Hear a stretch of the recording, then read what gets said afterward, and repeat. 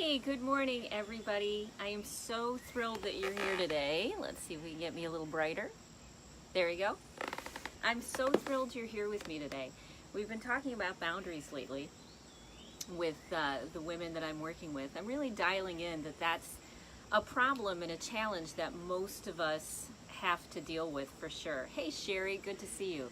So if you don't know who I am, I'm a body-mind expert and I'm a shiatsu massage therapist. My name is Rita Hickman and I live in these beautiful woods, and I have a great office where I work with women one-on-one. Hey Beth, nice to see you. I work with women one-on-one to help with the body-mind relationship to our mental and emotional health. Hey Ben, great to see you. Most people confuse mental and emotional health as something that they need to fix mentally or emotionally. And in reality, a lot of those fixes, a lot of those tweaks can be done physically. By small choices you make in your life, you'll start to notice that you become emotionally more stable, you have better mental clarity, you make better decisions. Hey Lillian. And it's really a missing piece. Body-mind work is really a missing piece when it comes to personal relationships and when it comes to our mental and emotional stability for sure. And so that's something that I love to focus on, is how do we feel level? How do we feel happy? How do we get our needs met? How do we get nurtured in this crazy world that we live in when people can't even be nice when someone dies? When we live in a world, in a community where, hey Julie, where anger and aggravation and unkindness and insensitivity and inflexibility has become kind of the norm, and we've started to fall into that trap. We've started to fall into the people that we don't want to be. So kind of what's going on in our world right now is a little bit of a course correction. You know, we've had miles between mean people and nice people. I mean, tons of space. And so people who are aggressive and assertive and alpha and don't let anybody, you know, push them around, they've tended to get a lot of success in this world. Now, I spent a lot of time wondering about that over my life, you know, as I've worked through these issues, and said, why is it? You know, how come nice people tend to get screwed a lot and the mean people tend to get all of these successes, all of these wins? In fact, they tend to get nicer people that they're in relationships with, people who are flexible and tolerant, people like us. Hey Kathy Ann, great to see you. So it took a lot of time for me to recognize, aha, don't throw the baby out with the bathwater. People who struggle, you know, people who have this alpha personality, this, you know, don't let anybody push me around sort of personality, it's not all bad. There's a lot of really great stuff that comes with it. So one of the wonderful things that comes with that sort of personality is boundaries. People who are self-serving and looking out for number one, they're great at setting boundaries. And in fact, they tend to come across as a bully. And so we, as these nice people, as these people who are compassionate and they want to be kind, and you don't want to come across as somebody who's mean, one of the skills we need to learn and really develop is boundaries. And they can be done in a super duper healthy way. They can be done gracefully, where you don't feel like you sound, you know, like your worst nightmare, like you're becoming your mother or your father. Boundaries are actually a skill you can develop that don't require a lot of conflict. They don't require a lot of meanness or pushback or anything else, especially when you start your relationships on a good foot, by not aggressively setting boundaries, but knowing how to set them in a comfortable, graceful way in the time that works the best. So today's video is a little bit about a conversation. I want to know what boundaries look like to you in your real life, in how you are, what you want them to look like, or how you're setting them in your life. And you can put all that stuff in the comments, because I'll be getting back to everybody about this. And I hope that we can start a conversation around boundaries and the ways and the nuances, because this is something that's been kept in the dark. You know, we've been emotionally isolated by a lot of stuff, and maybe the people at our back saying, you need to set boundaries, and our therapist saying, you need to set boundaries, and us really not understanding or having the confidence to do so, not getting real clear on what are boundaries. We almost need to change the name, don't we? We almost need to change it to self-respect and self-care and helping other people grow and evolve as people. We need to look at boundaries not as something that's negative and will require conflict and drama, but rather something that is natural and easy and comfortable to the people that you're in relationships with, whether it be at work or at home or new relationships that you have. So tell me in the comments later today or tomorrow about your boundaries, about good boundaries that you've set or what you think boundaries should look like. So I'll give you a little bit about mine. For me, boundaries look like expressing who I am. It's not about telling somebody else who they need to be and saying, you need to stop doing this to me.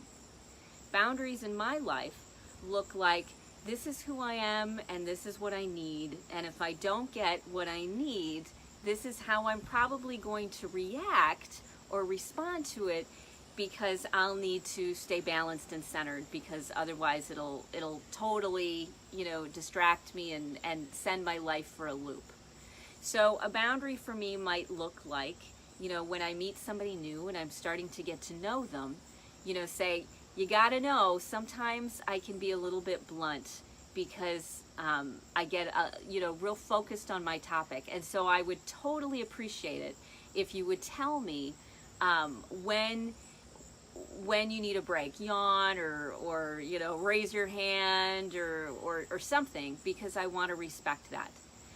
So I tell people how I want them to treat me. I don't want them to harbor it and get resentful. I really want them to say things when they're uncomfortable, because I want to help them out.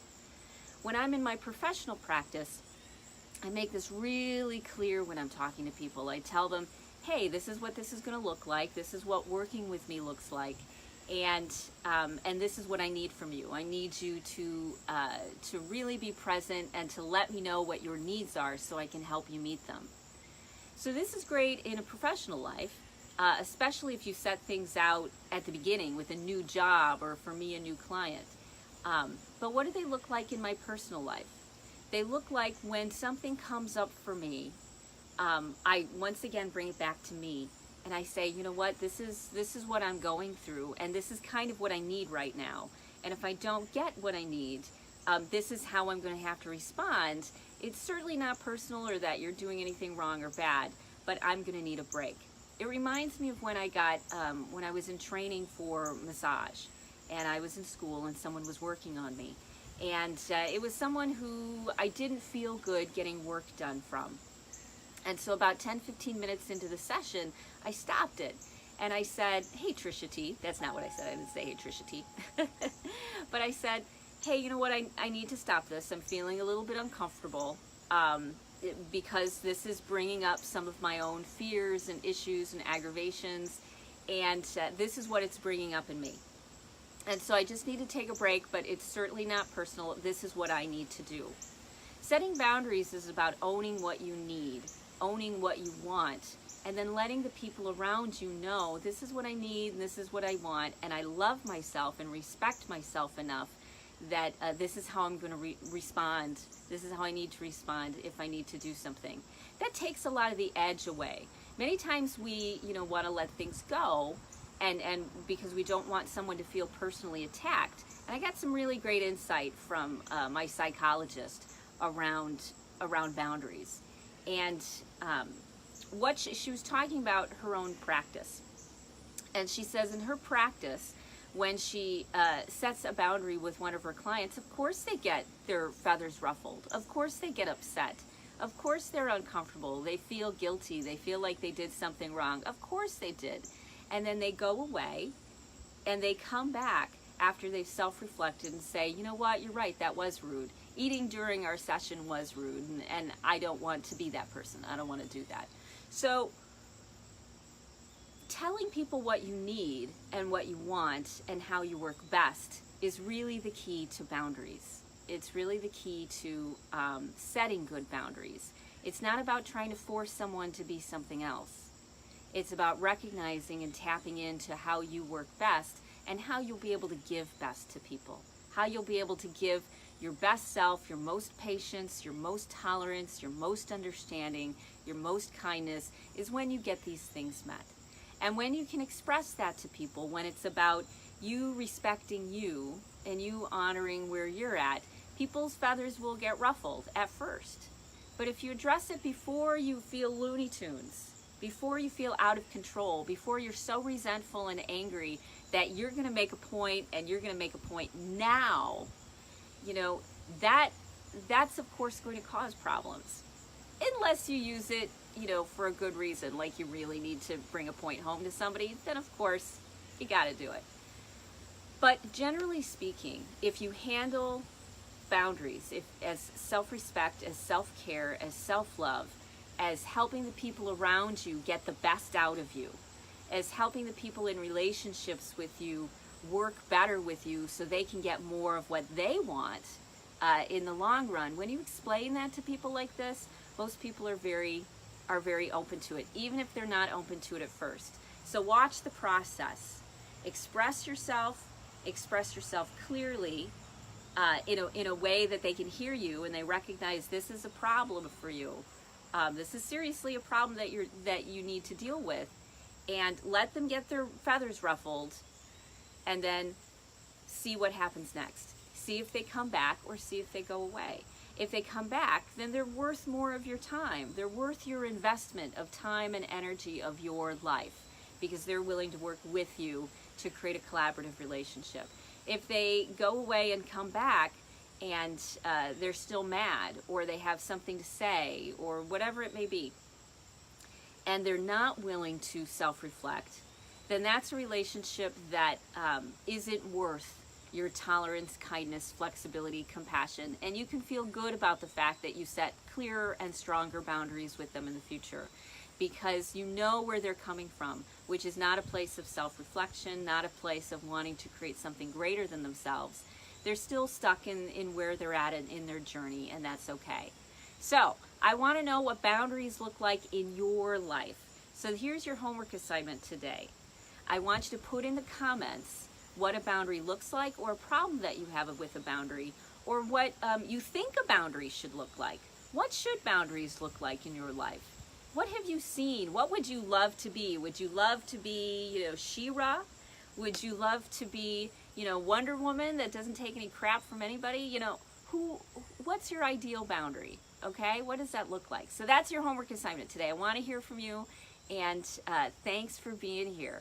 So I hope you have a great rest of your day. Like, share, love, comment on other people's comments, because that's how we get this discussion started. That's the algorithm that Facebook uses, and we want to get as many cool people on the discussion as possible. So have a great rest of your day, and I'm looking forward to hearing from you and seeing what everybody has to say. Bye.